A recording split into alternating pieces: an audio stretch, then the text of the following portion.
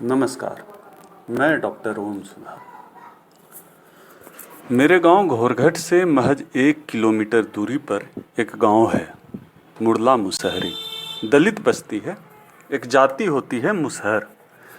50-60 घर हैं। आबादी होगी यही कोई 300 के आसपास। उस गांव में रहता है मोहन सदा। मोहन सदा कभी स्कूल नहीं गया, उसके बच्चे भी नहीं गए। बच्चे क्या जी, उसके पूरे खानदान में कोई स्कूल गया ही नहीं। मोहन कहता है कि ऊ जे हम अछूत के यहाँ खाना खाने आए हैं, उके हमरे यहाँ भी बुलाओ, हम भी खाना खिलाएंगे। पिछले दिनों अमित शाह जी ने यूपी चुनाव के पहले, अभी यूपी चुनाव का माहौल है, अमित शाह जी एक दलित के यहाँ खाना खाकर आए, अखबारों में आया, टीवी में आया। तो मोहन सदा चिट्ठी लिखना चाहता है अमित शाह जी को। तो ये जो चिट्ठी है, इसमें दर्द तो मोहन सदा का है, पर शब्द मेरे। आदरणीय अमित शाह जी, जब से आपको किसी दलित के यहाँ चमकते हुए थाली में खाना खाते हुए देखा है, जाने क्यों मुझे भी महसूस होने लगा है कि जल्दी ही हमारी किस्मत भी चमक सकती है। हम मुसहर जाति के हैं।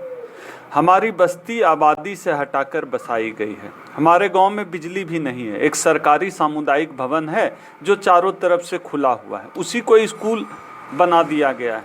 मैडम आती है पढ़ाने, पर हम अपने बच्चों को हर दिन नहीं भेज पाते। फिर सुअर का ध्यान कौन रखेगा? मैं तो भैंस चराने निकल जाता हूँ। मेरे गांव में अस्पताल भी नहीं है। पिछले दिनों गांव की एक औरत पेट दर्द से मर गई थी। मेरे गांव में अस्पताल नहीं है, स्कूल नहीं है, रास्ता भी नहीं है। याद है, बरसात का दिन था वो, हमारा गांव टापू बन जाता है बरसात में। वैसे आम दिनों में भी हमारे गांव पहुंचने का कोई कच्ची रास्ता भी नहीं था। गांव की उस महिला का पेट दर्द हो गया, हम डॉक्टर के यहाँ नहीं ले जा पाए। खाट पर लिटाकर पानी पार करा ही रहे थे कि रास्ते में दम तुर गए। खैर अमित शाह जी, एक खुशखबरी है, चाहे तो आप इसे यूपी चुनाव में भंजा सकते हैं। खुशखबरी यह है कि मेरा गांव भी अब डिजिटल हो गया है। मंटू सदा दिल्ली कमाने गया था, एक ठो फोन लेकर आया है।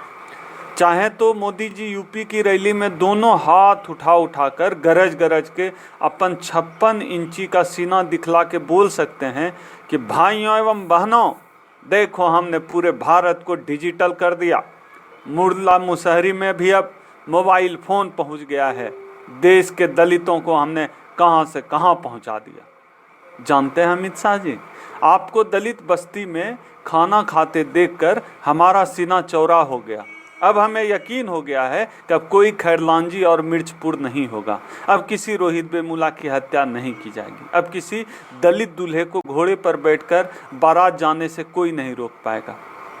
अब हर मंदिर में दलितों को प्रवेश मिलेगा। यकीन तो हमें बहुत पहले से था, जब आपने बिहार चुनाव का बिगुल अम्बेडकर जयंती के दिन फूंका था। पर ये मीडिया वाले भी न जाने कितनी गंदी बातें करते रहते हैं, आपके बारे में कितना दुष्प्रचार करते हैं।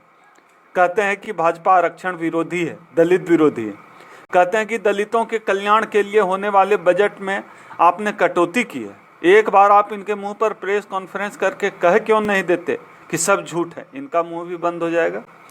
जिस तरह से पंचजन्य में बाबा साहब के बारे में बताया कि बाबा साहब भी चाहते थे कि हिंदू राष्ट्र बने, छपा है, सुनकर हमें तसल्ली हुई कि अब हमें मंदिर प्रवेश पर भी कोई नहीं पीटेगा। थोड़ा बहुत पीटना पिटाना तो चलता रहता है, और ये मीडिया वाले खामखा तिल का तार करते रहते हैं। सच कहें तो आपको कल एक दलित के घर में खाना खाते देखकर हमारी सारी गलतफहमियां दूर हो गई।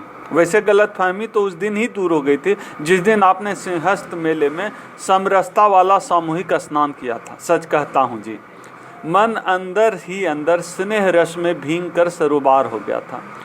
सब कहते हैं कि दलित साधुओं को पीछे की पंक्ति में बिठाया था, पर यार वो समझते ही नहीं। आपने साथ तो बिठाया, हम तो आपके स्नेह में डूबे हुए हैं, कोई कुछ भी कहे। सच पूछिए तो हमें अजीब से आध्यात्मिक सुख की अनुभूति हो रही है।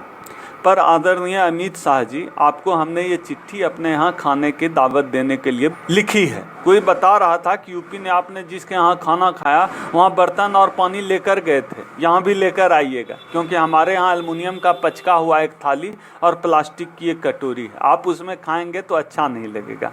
और अखबार टीवी में फ़ोटो भी तो देखने में अच्छा लगना चाहिए। और पानी तो आपको लेकर आना ही पड़ेगा अमित जी, क्योंकि हमारे यहाँ एक ही चापाकल है जिससे आर्सेनिक वाला पानी आता है। गर्मियों में तो सूखा ही रहता और प्रायः खराब, और आप आर्सेनिक वाला पानी पिएंगे तो हमें अच्छा नहीं लगेगा, क्योंकि आप हम लोगों के लिए अवतार बनकर आए हैं, शहंशाह बनकर। मज़ा देखिए, आपका नाम भी तो अमित है। अमित जी बोलने से कभी कभी अमिताभ बच्चन वाली फीलिंग आती है, जैसे अमिताभ बच्चन शहंशाह फिल्म में हर जुल्म मिटाने को एक मसीहा बनकर आता था, वैसे भी आप हम दलितों की ज़िंदगी में मसीहा बनकर आ रहे हैं। आप जब हमारे गांव आएंगे तो हम लोग बैकग्राउंड से यही धुन बजाएंगे, हर जुल्म मिटाने को एक मसीहा निकलता है जिसे लोग शहंशाह कहते हैं।